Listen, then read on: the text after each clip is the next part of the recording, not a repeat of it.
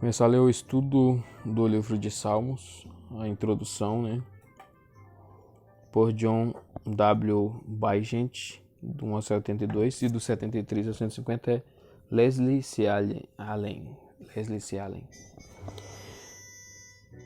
A formulação do saltério, em primeiro, O livro de Salmos é uma coleção de poemas religiosos. Acerca da poesia dos Salmos, vê a introdução aos livros poéticos e sapienciais.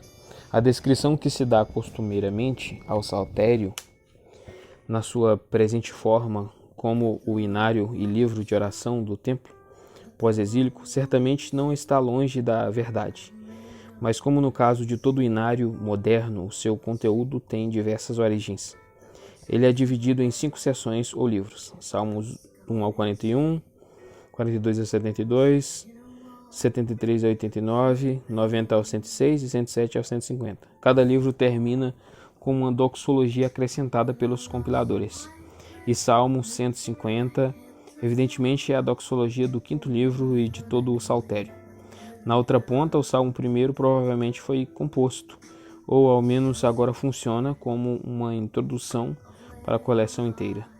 Essa divisão em 5 partes pode ter tido a intenção de ser um eco ou um tributo aos 5 livros do Pentateuco, a base da revelação do Antigo Testamento.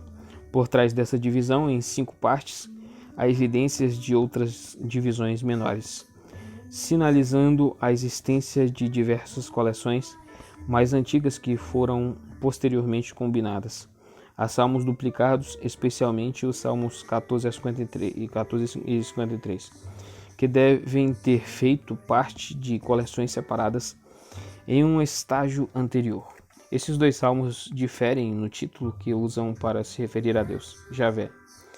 Versões evangélicas, o Senhor, o Deus, no hebraico Elohim, respectivamente. Aliás, Javé é usado predominantemente em Salmos 1 a 41 e Deus em Salmos 42 a 83.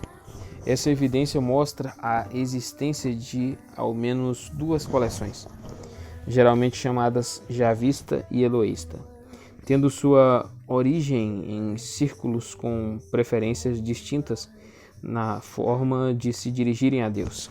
Assim como alguns inários contêm sinais claros de mudanças editoriais com base em convicções apreciadas em alguns grupos cristãos específicos.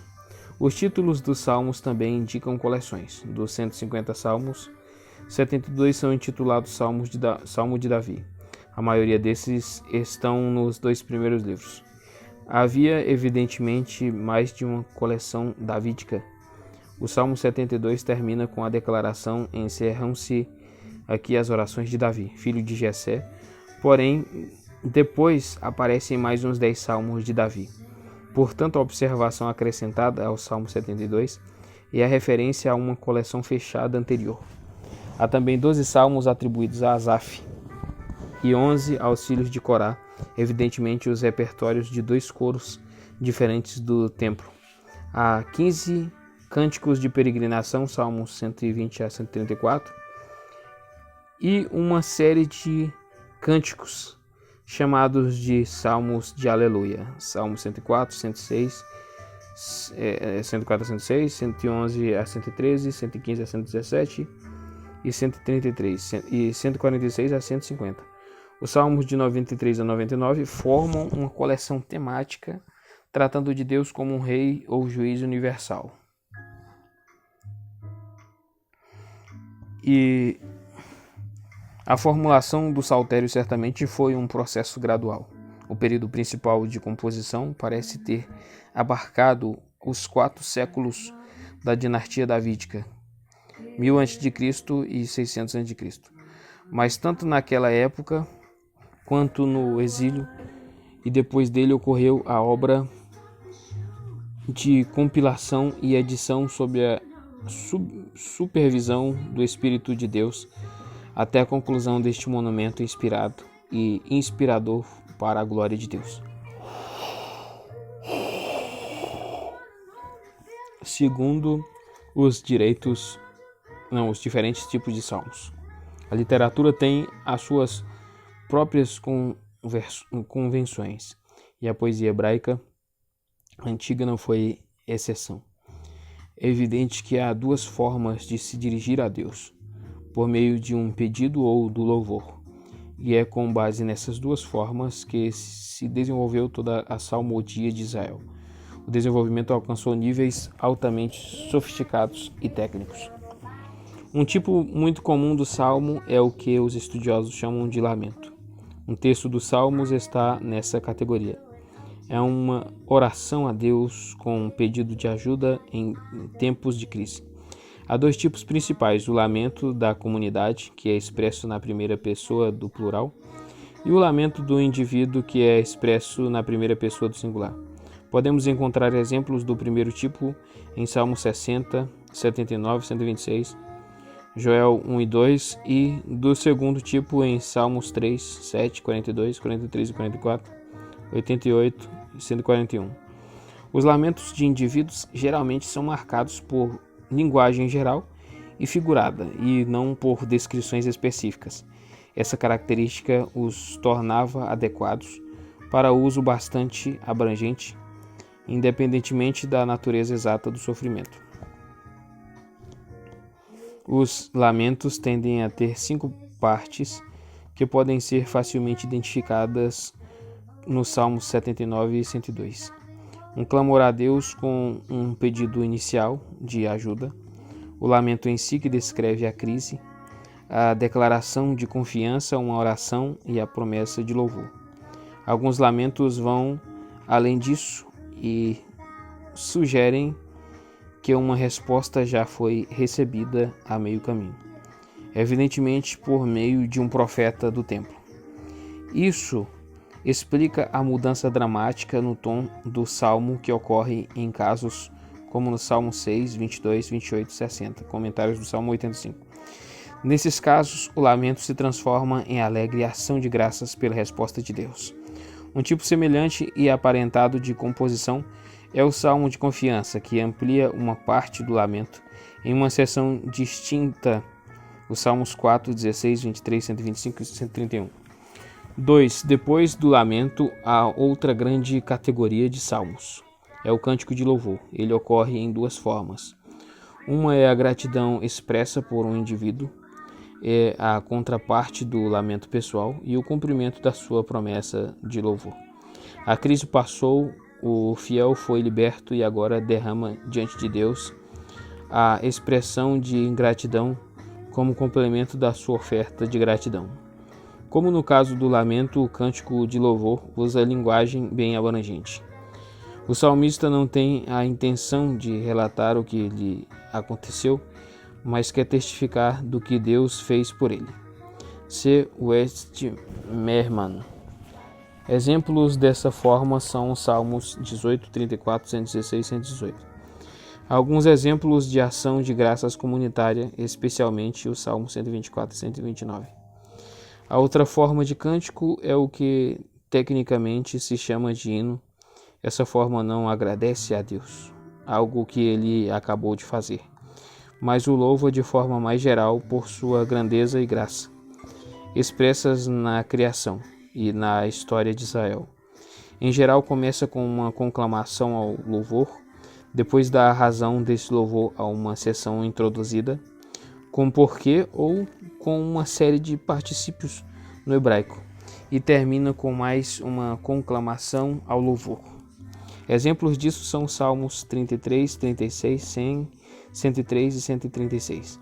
Um grupo especial que usa essa forma é o dos poemas que celebram o reinado de Deus. Salmo 47, 93, 96 a 99. As controvérsias dos estudiosos têm sido intensas acerca do contexto e significado destes salmos e acerca de que eles teriam relação com uma festa pagã babilônica do Ano Novo. Muitos estudiosos associam esses salmos com a festa do outono de Israel, a festa das cabanas, Zacarias 14:16.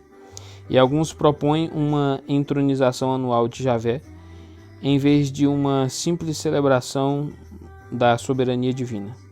A festa das cabanas parece ter tido uma função crucial no culto do templo, no ritual oficial da adoração que se fazia em Jerusalém. Há lacunas no nosso conhecimento da adoração antiga de Israel, e os estudiosos são rápidos em fazer sugestões de como essas lacunas poderiam ser preenchidas no caso dessa festa. A perspectiva de uma cerimônia de entronização, incluindo um confronto dramático em que o rei era o ator principal, representando uma disputa de derrota e vitória e também celebrando a sua própria entronização, está associada ao nome do erudito escandinavo S. Mowinckel. A maioria dos comentaristas opõe-se veementemente a essa tese, ao menos na sua forma extrema, por uma série de razões válidas. Dois estudiosos germânicos, A. Weiser e H. J. Kraus, estão em solo mais seguro ao atribuírem à festa das cabanas funções distintamente israelitas. Weiser a considera uma cerimônia de renovação da aliança com a leitura da lei. Deuteronômio 31, do 10 ao 13. Enquanto a entronização de Deus e do rei eram temas meramente secundários. Kraus caracteriza a festa como uma celebração do fato de que Deus escolheu Sião e a dinastia de Davi. Os salmos podem ser citados como apoio aos dois pontos de vista, embora se considere que o Weiser atribui um número exagerado de salmos à sua festa de aliança. É sábio não ser dogmático em definir a festa do outono em termos muito rígidos, embora a realeza, a aliança e Sião possa ter estado entre seus diversos temas.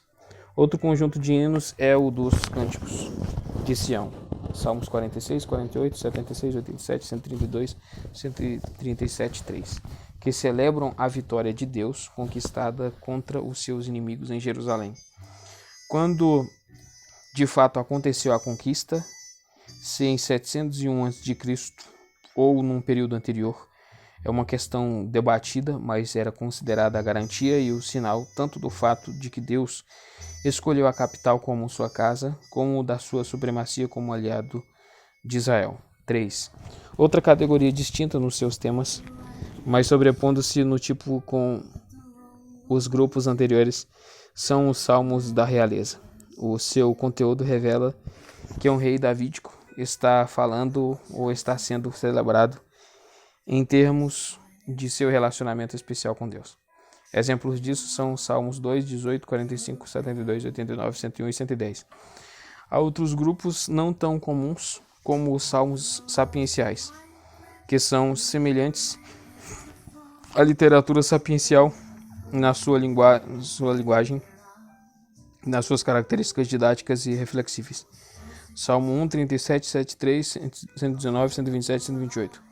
Na sua forma presente, o propósito dos salmos é o uso no culto, como ainda são usados na tradição anglicana. Ainda é uma questão em debate quantos salmos foram escritos e compostos especificamente para o uso no culto, em vez de serem aproveitados posteriormente para esse fim. Não há razão para duvidarmos de que ao menos alguns têm origem em orações particulares, mas muitos foram compostos originariamente para a adoração no templo.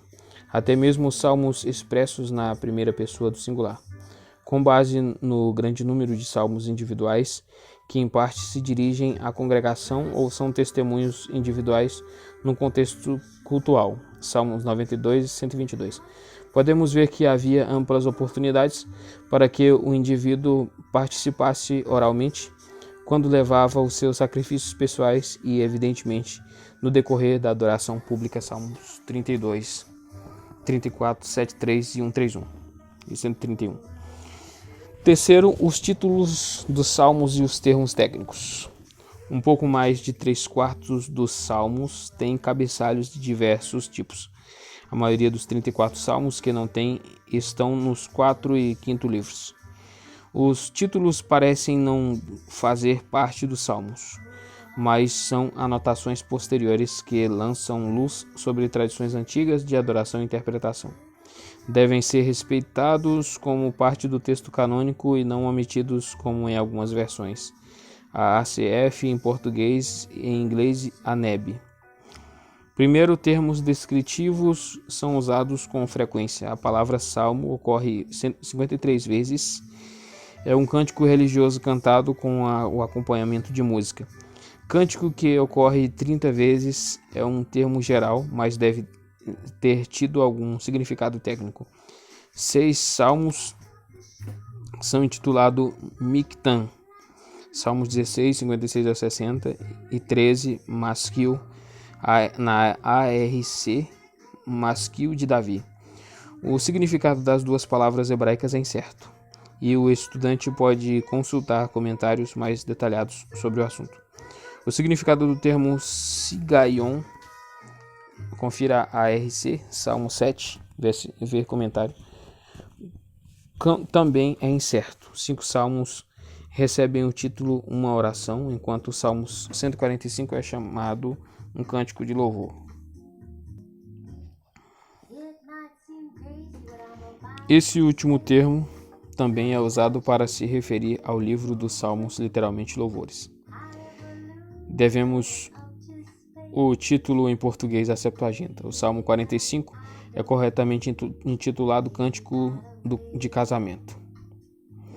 2 nomes pessoais são muitas vezes associados aos respectivos salmos. Um poema dos Caraítas, Salmos 42, 44 a 49, 84, 85, 87 e 88.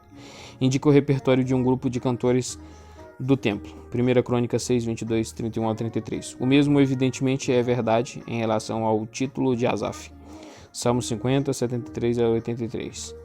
Ele foi designado por Davi como o líder dos cantores, de acordo com 1 Crônicas 16, 4 e 5. Visto que os Salmos 74 e 79 mencionam eventos recentes, obviamente muito posteriores ao tempo de Davi. A referência deve ser a composições cantadas pelo coro familiar fundado por Asaf, 1 Crônicas 25.1 e Esdras 3.10. Isso provavelmente se aplica também a títulos que citam Jedutum, Salmos 39, 62, 77, 1 Crônicas 16, 41. O Esraíta Etan, Salmos 89, 1 Reis 4, 31, 1 Crônicas 15, 19. O Esraíta Eman, Salmos 88, 1 Crônicas 6, 33 e 24.4. O cabeçalho do último salmo mencionado é interessante, pois contém 2 nomes. Obviamente não tem em vista aqui a autoria, mas o fato de que o salmo constava nas coleções de outros coros, de 2 coros. De maneira semelhante, o Salmo 39 é atribuído a Jedutum e a Davi. E isso levanta a questão acerca do exato significado da segunda referência. Não há dúvida de que Davi compôs salmos. Há uma forte tradição que comprova isso fora do Saltério. 2 Samuel 1,17 e 23,1 e Amós 6,5. Por outro lado, o fato de que a Septuaginta intitulou o Salmo 96 como davídico e o atribuiu também ao tempo em que a casa foi construída após o exílio, mostra que na época da tradução grega, confira 150 a.C., o cabeçalho não era considerado necessariamente uma referência à autoria. É possível que o núcleo composto pessoalmente por Davi tenha se transformado em uma coleção maior até que fosse autenticada como davídica. A referência às orações de Davi em Salmo 72:20, depois de um salmo atribuído a Salomão. Visto que Davi, ou davídico, poderia evidentemente ser o título de um rei da linhagem de Davi. Jeremias 30.9, Ezequiel 34.23 e Oséias 3.5. Alguns estudiosos defendem que o cabeçalho se refere a uma coleção régia, usada por e para reis davídicos. O comentário da J.H. Eaton desenvolve esse ponto em detalhes. As alusões a experiências pessoais de Davi nos cabeçalhos de 14 salmos às vezes causam dificuldade em relação a seu conteúdo. É possível que em alguns casos sejam sugestões devocionais acrescentadas posteriormente na tentativa de elucidar a vida de Davi. Poderíamos avaliar o uso dos Salmos 96, 105 e 106 à luz do relato em que Davi leva a arca para Jerusalém em 1 Crônicas 16, que talvez seja um empréstimo para ilustrar o tipo de celebração e oração que acompanharam a arca e não um relato literal. De Kidner, a atribuição do Salmo 127 e Salmo 72 a Salomão poderia ser interpretada da mesma maneira, sendo a casa do versículo 1 reinterpretada como o templo, como também a atribuição do Salmo 90 a Moisés, com base na sua semelhança com Deuteronômios 32 e 33. Acerca de uma interpretação literal desses cabeçalhos, vê a introdução de Kidner, página 33/6 e 33 a 6, né, e 43 a 46. 3. Às vezes, os cabeçalhos trazem orientações e instruções musicais, e essas revelam a importância dada ao acompanhamento musical apropriado na adoração a Deus.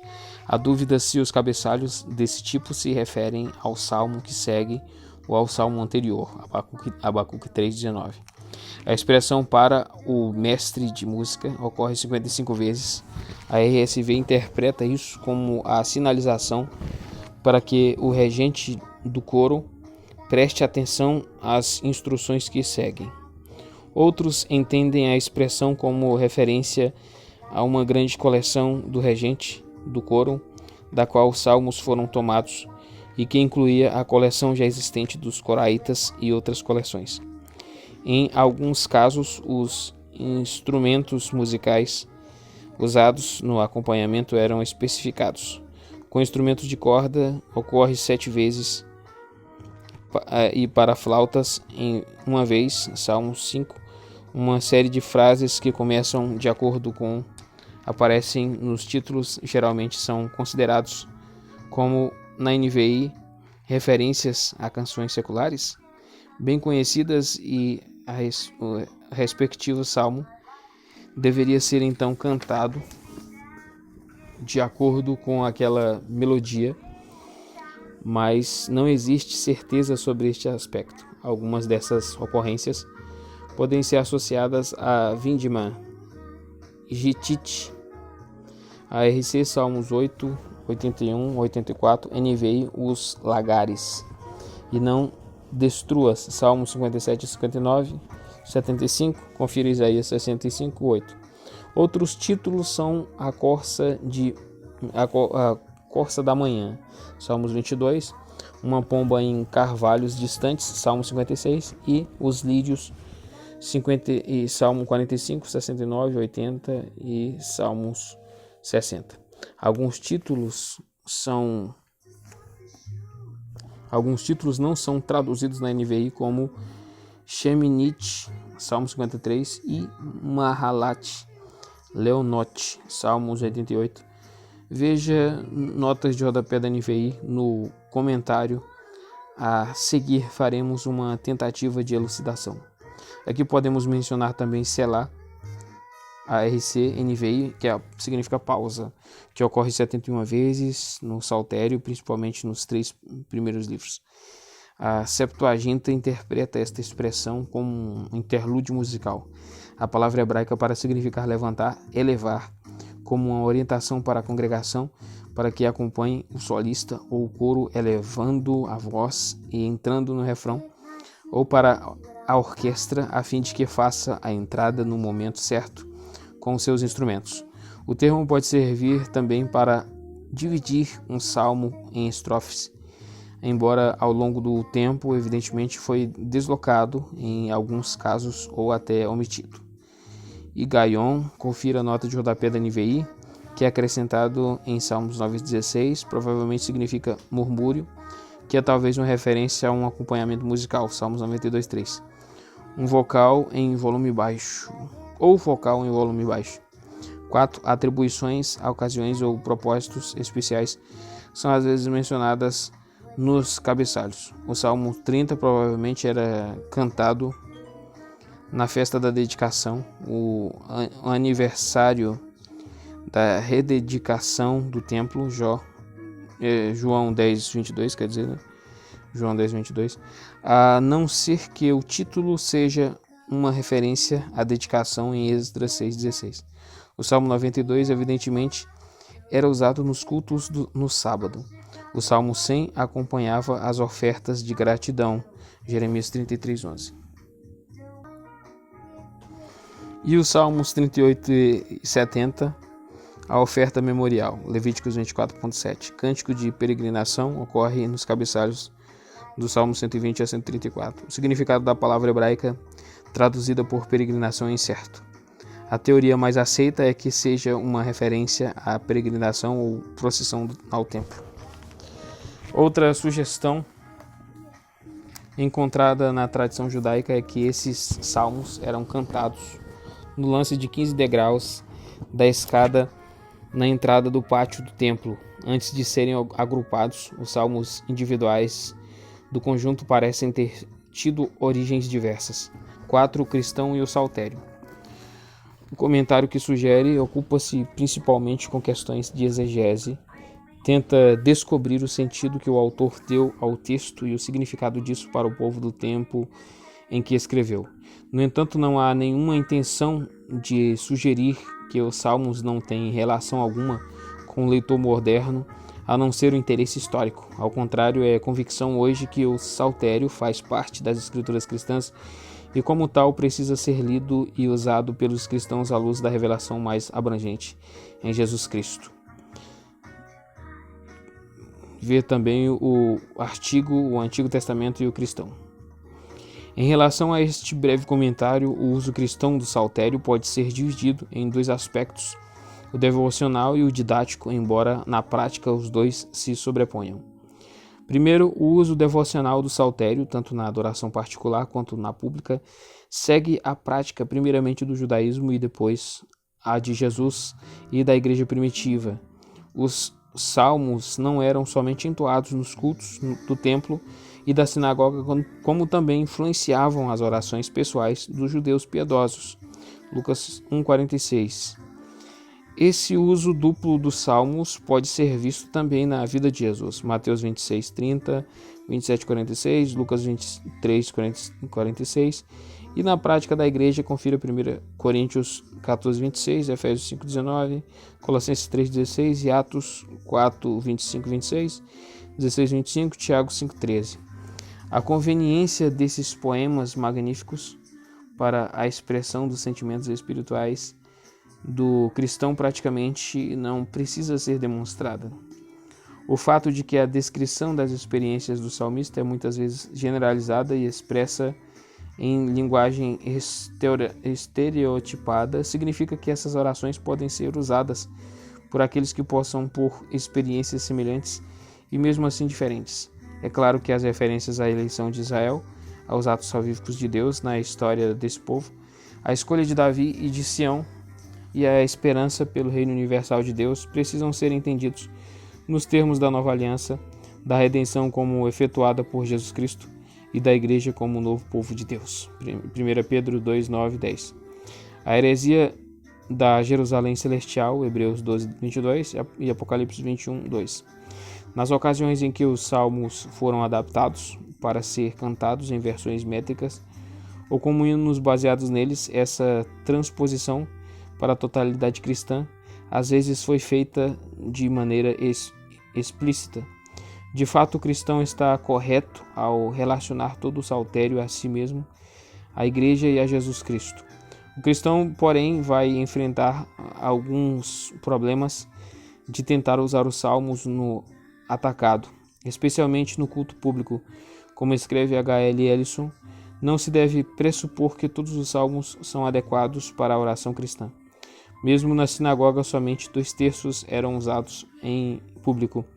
Um dos problemas está relacionado ao elemento da autojustificação encontrado em alguns salmos, que dificilmente se encaixa com o ideal cristão de humildade. Duas coisas, no entanto, precisam ser levadas em consideração. Em primeiro lugar, em alguns casos, o salmista faz foi falsamente acusado e está simplesmente declarando sua inocência em relação àqueles crimes específicos. Atos 20, 26 e 23:1. Em segundo lugar, em outros casos, o salmista afirma ter um relacionamento correto com Deus.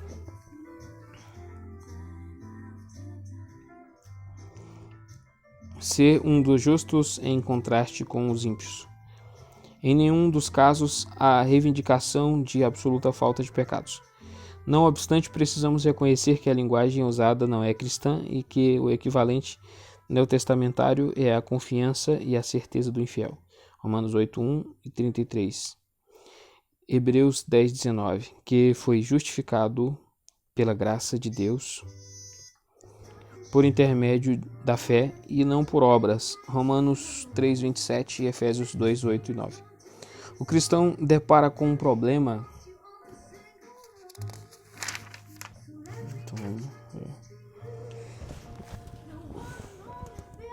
Aqui eu acho que não vai chegar lá não. Vou parar bem aqui.